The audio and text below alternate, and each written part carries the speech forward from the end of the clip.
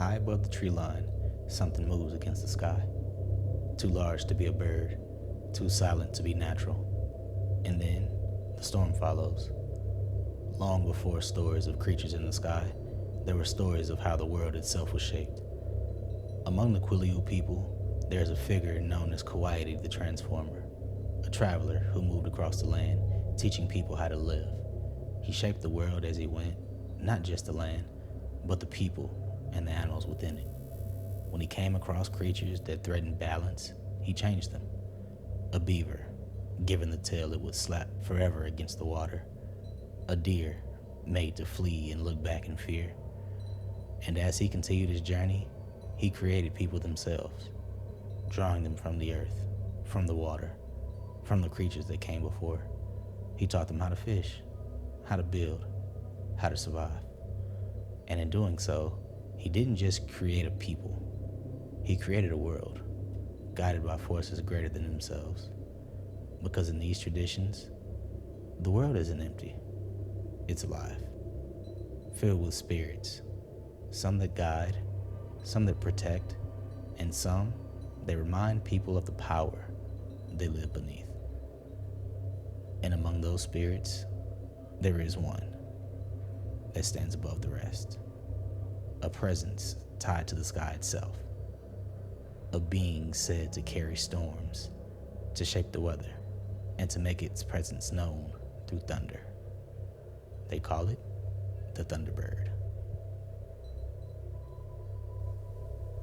Welcome to the Book of Lore.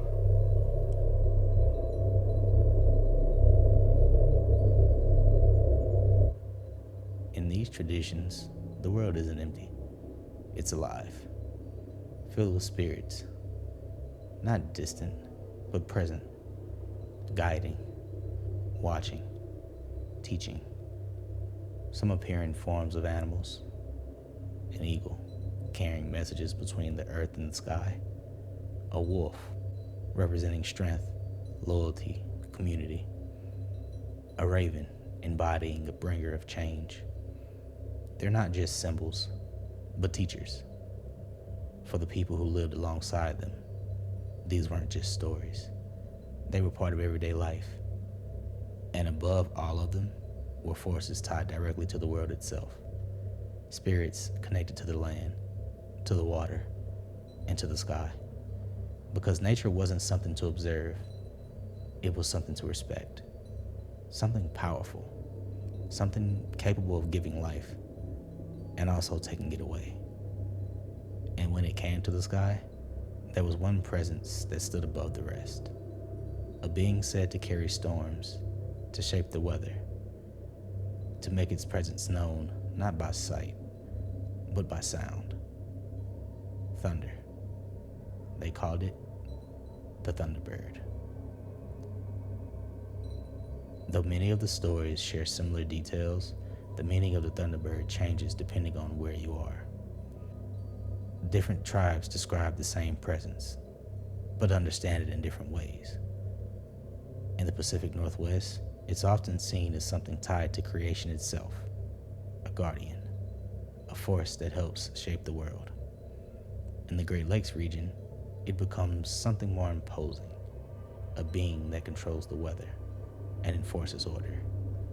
And in the Great Plains, it's seen as a protector, watching over those who walk the right path. Different roles, different meanings, but always the same presence.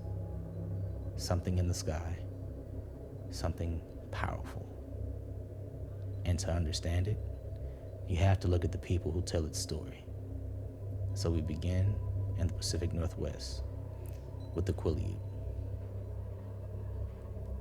In the Pacific Northwest, along the edge of the ocean where the forest meets the sea, the Quileute people have lived for thousands of years. And in their stories, the Thunderbird isn't distant. It's present, a protector, a force that ensures survival. Long ago, the Quileute began to suffer. Storms battered the land. The ocean turned violent. Food disappeared. People began to starve. And with with nothing left, the chief made one final decision. He would ask for help. One final prayer to the Great Spirit. And then everything went silent. The sky darkened.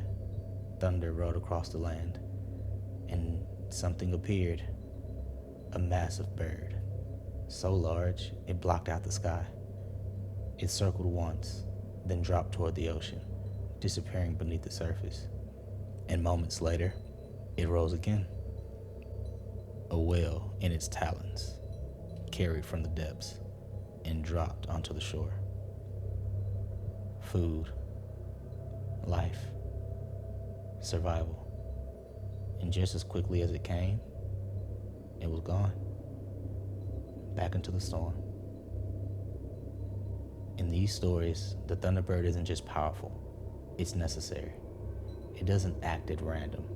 It restores balance, taking what must be taken so that life can continue.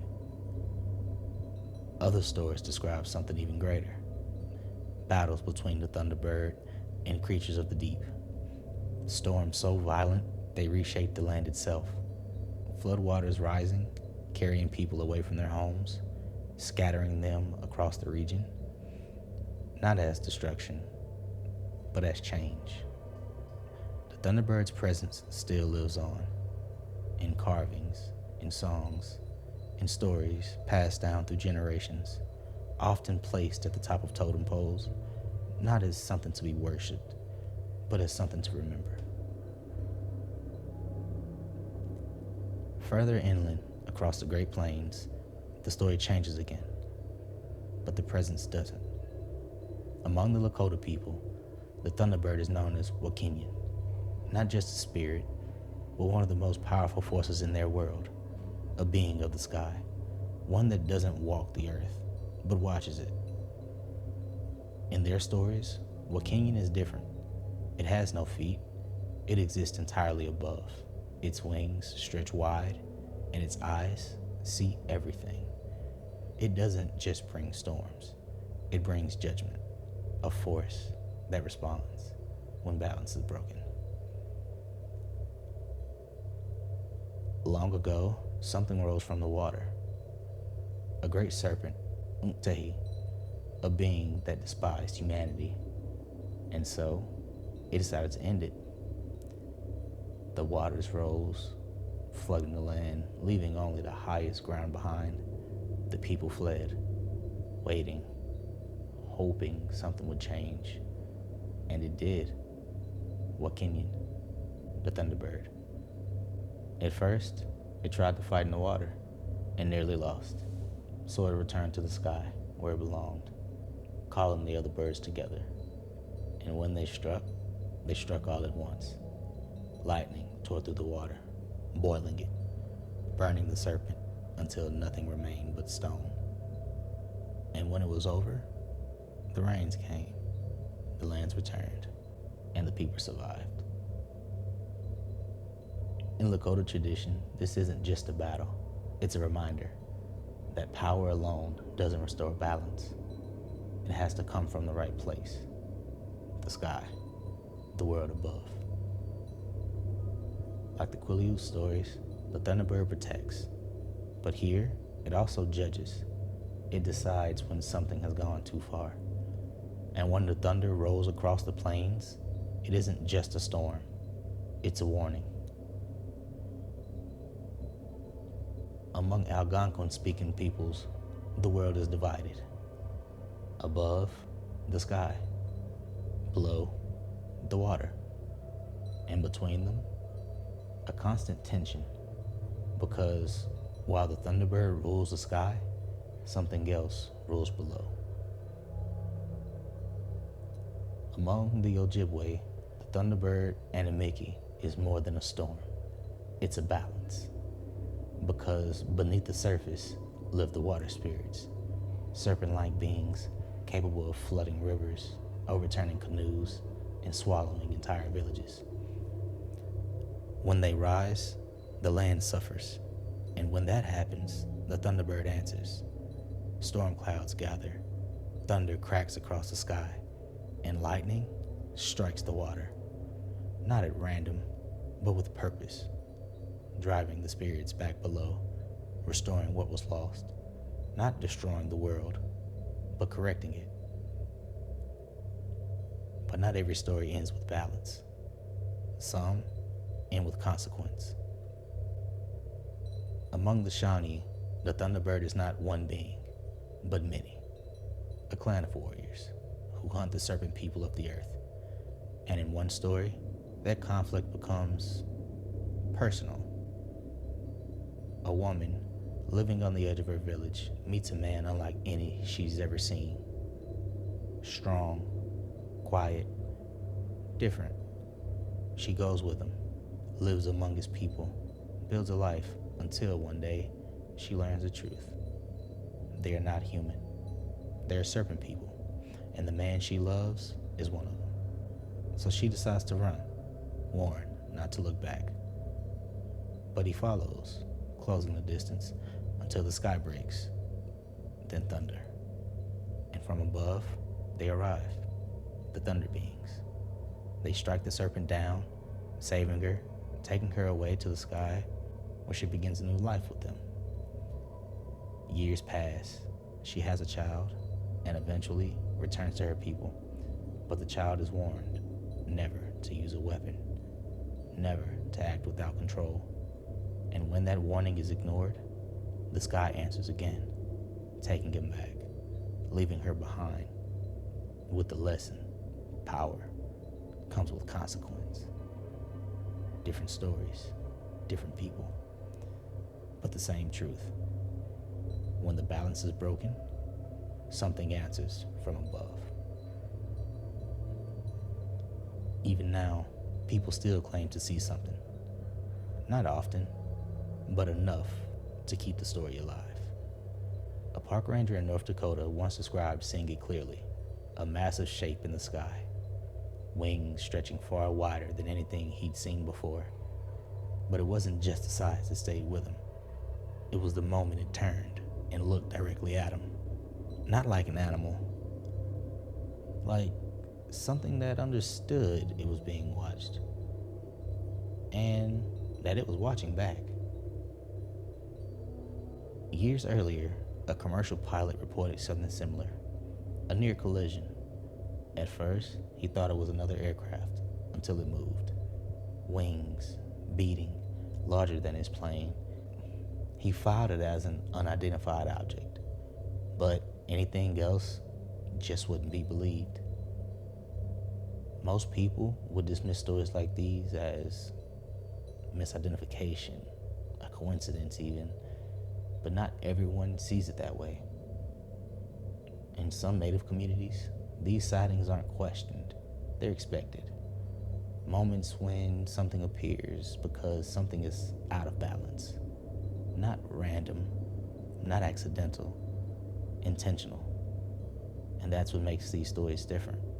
Because whether it's seen as a creature, a spirit, or something else entirely, the role never changes. To protect, to correct, to remind. So, as we close this entry, the truth is, the Thunderbird doesn't need to be proven. Because for those who believe, it was never just about what's in the sky. It's about what happens when the balance is broken and something is forced to answer. So the next time you hear thunder, don't just listen, because something above you might not just be passing through. It might be watching. Have a great week, everyone. Thanks for listening. New episodes of the Book of Lore release every Tuesday. Please rate, follow, and review. It greatly helps the show. Have any other lovers of lore in your life? Share with your friends, family, and loved ones to help the show become a place for lovers of the spooky, mythical, and creepy to come together. You can follow the show on Instagram, TikTok, and Threads at Book of Lore Pod. Have a great week, and thanks for listening.